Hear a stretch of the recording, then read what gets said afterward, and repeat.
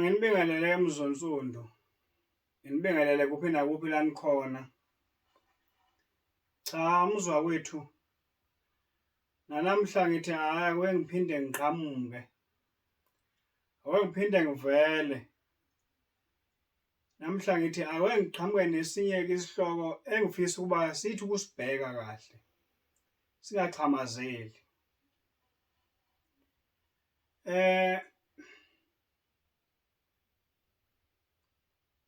Ngizothi kunenkonzo. Le nkonzo ibizwa ngokuthi ngumemulo, inkonzo yokuemuliswa kwentombazana. So engithi ake ngizama ukuveza nami ngokwendlela engiqonda nanokwazi ngayo ngendlela engaziswe ngayo. Uthi ulwazi enginalo ngilinikeze ngilabe nayo kwabanye abantu nabo ke balibuke ngalendlela engithi ngilwazi ngayo. Uma ngithola ukuthi igama nje kokuqala lithi mula. Uma belichaza bathi lisho isenzo sokuphakamisa. Kususwa esigabeni esiphansi kusiwa esigabeni esiphezulu. Yingakho ke kuye kufikelele ekuthenini yena untombazane lo osuemuliswa. Kutholakala ukuthi kahlehle usuke kuyinkosazane ekhaya. Inkosazane kababa. Kusho ukuthi kuleso simo ke leso ubaba usuke indodakazi yakhe eyisusa esigabeni esithize esakwesinye la izobe isifungwa khona ifungwa ngabafowabo. Uyizinsizwa ithi ngimfunga uzenzile kababa endele kwelasemandaba. Umfunge ephila akamfunge seshonile cha. Ingoba ubaba umenzele umkhuphulile wamfaka esigabeni esimfanele uthi akwazi ukuthi afungwe. Yikho ngithi ke ake ngiyisondeze lento. Ke sixoxe sonke. Ke sibukeze sisonke. Sihlaziye. Ukuthi akukho lapho ngabe hleze siphambuke khona kepha sithi sisenza ngakho. Uma ngisho kanjalo ngisho ukuthini na? Njengoba esuke esenzelwa lowo mcimbi lowo esekwazi ukufunga nabafowabo ekwazi ukuthi amenyezwe nasegcekeni ukuthi uma fungwase. Lokho kukodwa isidalwa sakhe esuke simbhekile esiyingilosi kuyena siyakuthokozela lokho. Kepha into efika ibe yinkinga ke eyenzakalayo ukuthi umuntu athi engenzelwe umcimbi onjengawo lo. Kodwa uthothi uma evakashile hleze sendile senekwakhe esevakashile evakashe ekhaya. Athola ukuthi bayamphakamela bayamjabulela bakwabo. Baze basho inkosazane yakwethu wena amafungwase wakwethu. Kuyingozi uma ukuthi ubizwa ngalelo gama lokuthi umafungwase kodwa engazange azaze anikezwe uphaphe lokuthi abizwe ngalelo gama. Futhi enzelwe umcimbi wokwemuliswa okuthiwa ngumemulo. Yemula. Uyaphakanyiswa.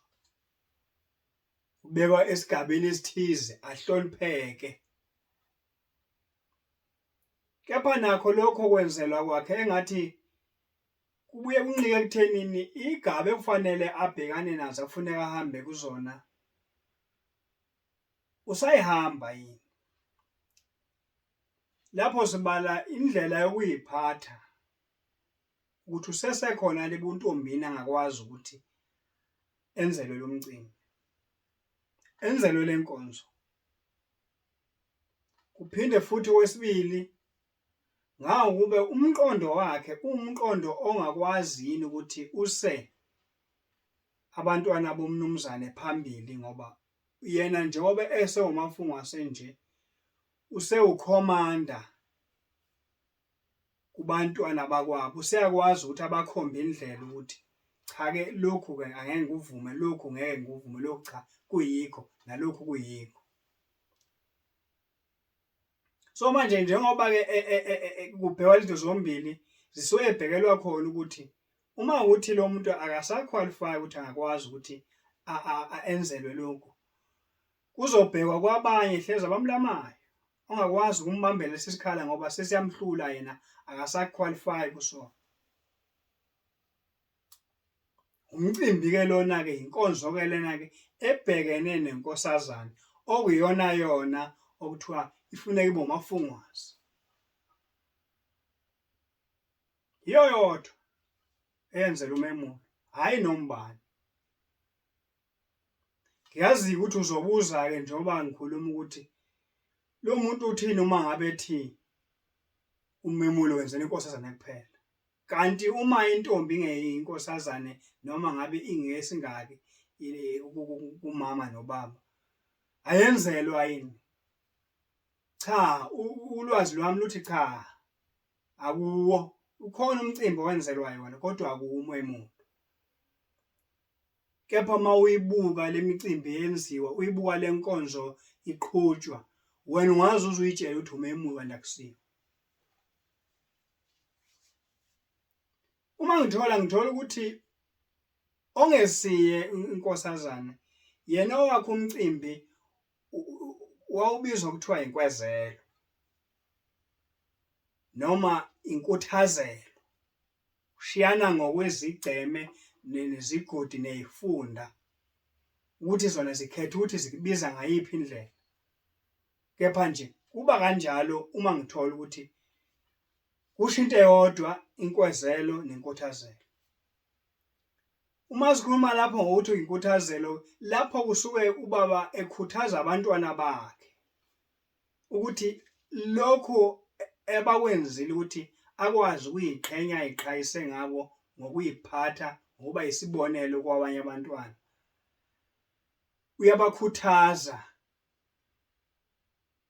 uyakhwezela, ukhwezela kubo uqobo, azakhwezela ngisho kwabamlamayo, ngisho nabangaphambi kwakhe ukuthi babone ukuthi cha ubaba into eyenziwe lo mntwana ini.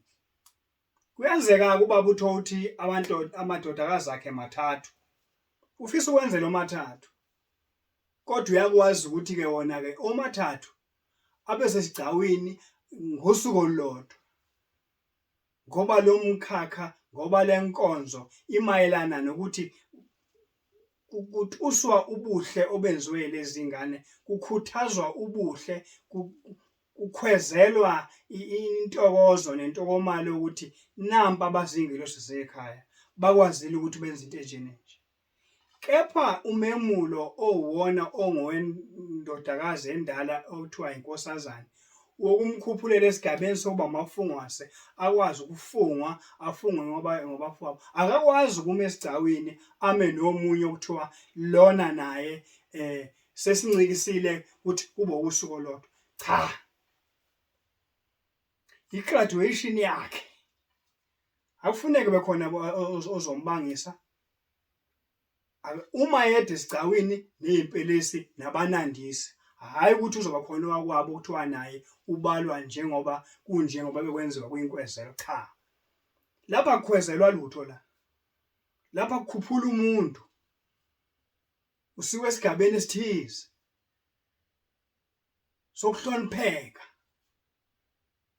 Yikho ukuthi lezi zinto zombili uma ngabe beyiveza beyichaza babengichazela bathi umcimbi wakhona, inkonzo yakhona, imidlalo yakhona ibukeka ifana, kepha kuhluke iy'nhloso zakhona ukuthi lena yenziwa nganhlosoni, yingakho ibizwa ngaleli gama ngoba lisho ukuthi, lena inganhlosoni yingakho ibizwa ngegama elisho ukuthi.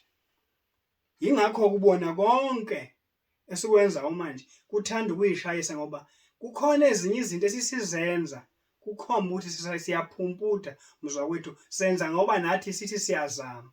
Kepha kuma kukhona abantu abakwazi ukungipha i-information njengoba banginikeza, nami ngithi angahambi nami uma kufika umzuzu wokuhamba, angisondeze kini, niyihlaziye, niyibuke ngendlela ukuthi iyo yini isisaphi izosifikisaphi.